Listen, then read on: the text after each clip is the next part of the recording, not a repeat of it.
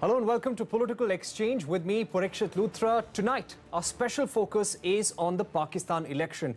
It's an election which is historic. It's important in more ways than one. And the Indian government is watching this election very, very closely. And this may, in fact, affect our bilateral ties as well. Remember, this is only the second time in Pakistan's history that power is being transferred to another civilian government. Remember, for the last 71 years, Pakistan has seen a coup-ridden history. There have been several dictatorships. Now, this is an election campaign that has been fraught with bitterness and allegations of military interference. Pakistan has gone to polls today. 106 million voters will decide their new provincial assemblies, parliament and a new prime minister as well. The election coverage, though, has been overshadowed by violent attacks throughout the country, including a suicide bombing in Quetta that has left 31 people dead and many more injured. The election is being seen as a two-horse race between PTI's Imran Khan and PML-N's Sharif, the brother of former Prime Minister Nawaz Sharif. Many small parties are hoping to play a kingmaker in case of a hung parliament. Let's get in our guest this evening. We're joined by former Indian diplomat K.C. Singh. We've got Shailesh Kumar, who's the director, Asia region of the Eurasia Group. We also are joined by Raza Ahmad Rumi, who is the editor of Daily Pakistan. And we're also joined by senior journalist Gul Bukhari. I wonder if we can go across to Raza Ahmad first. Raza, what do you feel about the election gone by? 31 people killed in Quetta. A polling agent has been kidnapped. Violence in other parts of the country. Reports of rigging that have also taken place. And let's not forget, on the 13th of July, there was a massive terror attack in which more than 130 people were killed. Yeah, unfortunately, has been marred by the pre-poll violence in different parts of the country. And however, considering that Pakistan has been battling, different terrorists in the country, this was not entirely unexpected because, there have been many wins and there have been losses across the line. But as regards the polling day is concerned in most of the country, by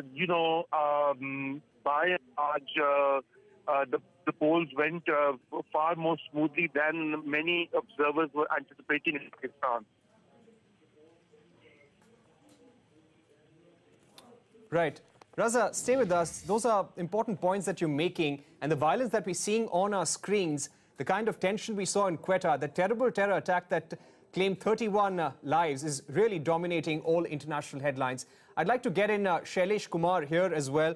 Shailesh, there has been a lot of reporting on the lack of transparency in this election. There have been reports of rigging as well. How do you see this entire election result? I think the results will be out by around 2 a.m. tomorrow morning.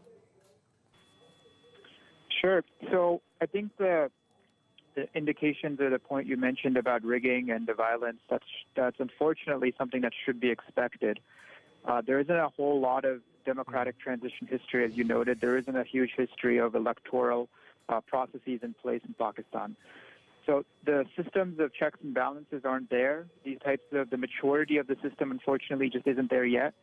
So these types of events are to be expected. Now, one of the things we've highlighted is despite the unfortunate instances around rigging or violence, that by and large, this is still a very important event.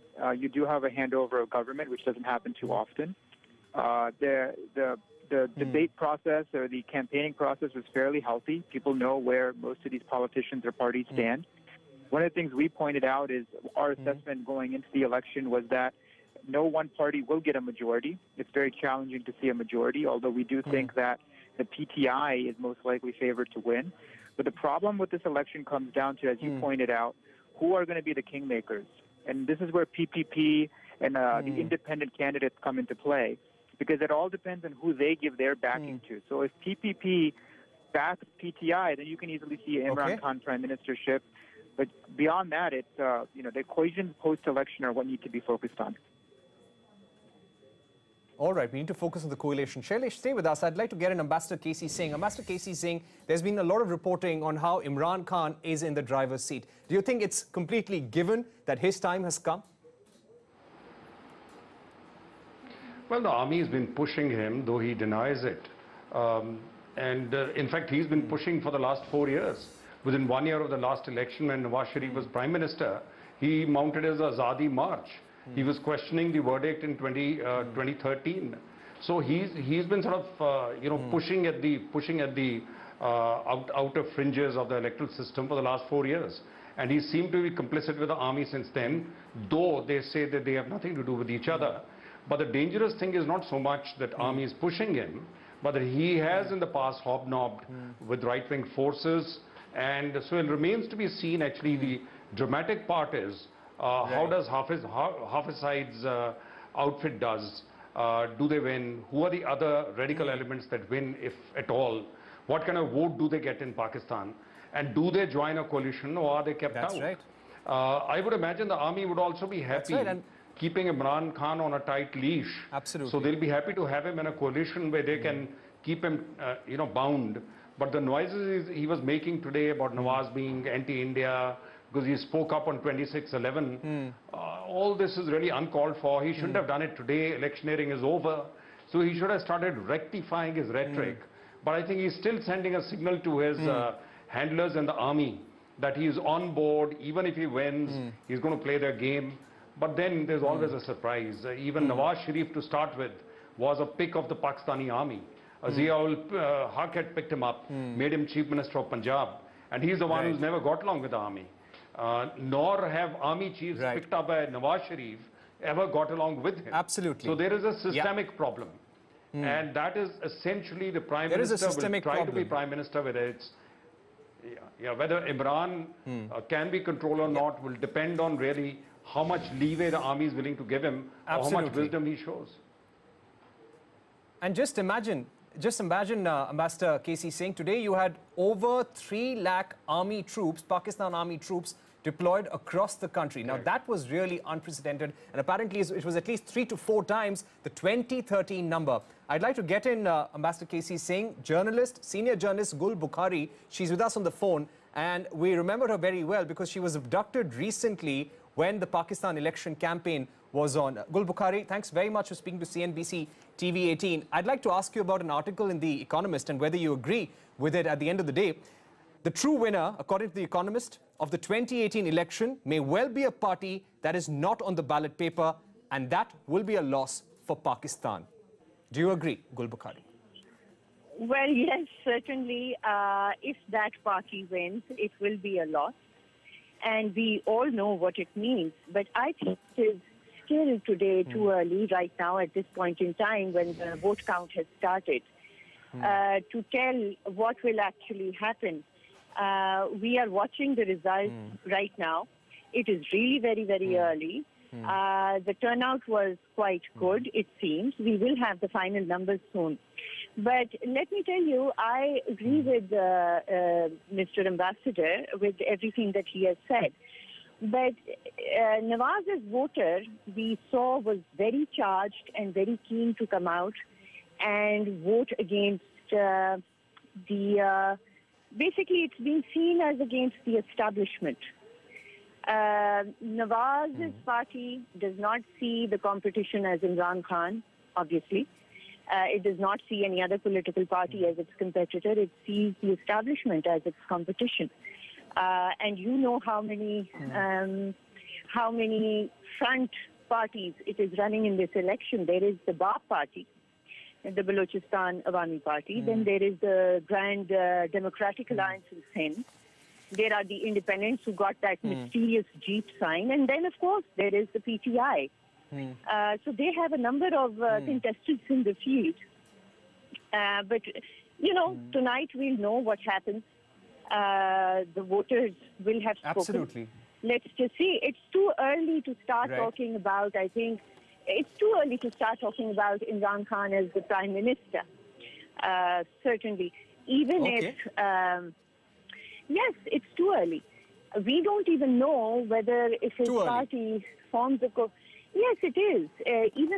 Even if, say, for example, a few of the parties get together with PTI to form a coalition government, we still do not know whether Imran Khan will be the Prime Minister or not of that.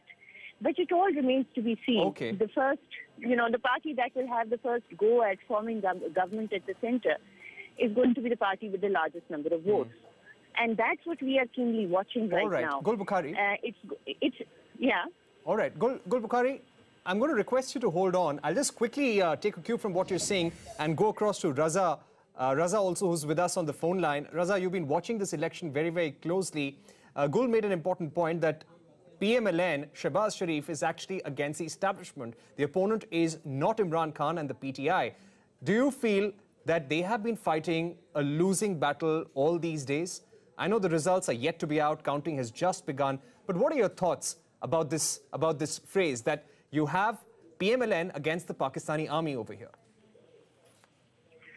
Well, I mean, you know, I think whatever Gul has said, actually, I agree with her. I just want to broadly add, you know, just for the context sake, as you rightly said in your intro, that this is Pakistan's history is, you know, mired by military dictatorships and unrepresentative rule. It is only in the last decade that we have actually moved towards a civilian transition. And this happens to be the third election. And in a way, history is being made because in a few days, there will be a third elected government and a peaceful transfer of power.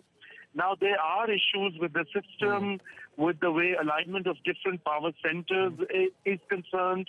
But I am positively, and the fact that the PML-N, is putting up a tough fight to two political forces that may have official patronage is by itself a sign of change.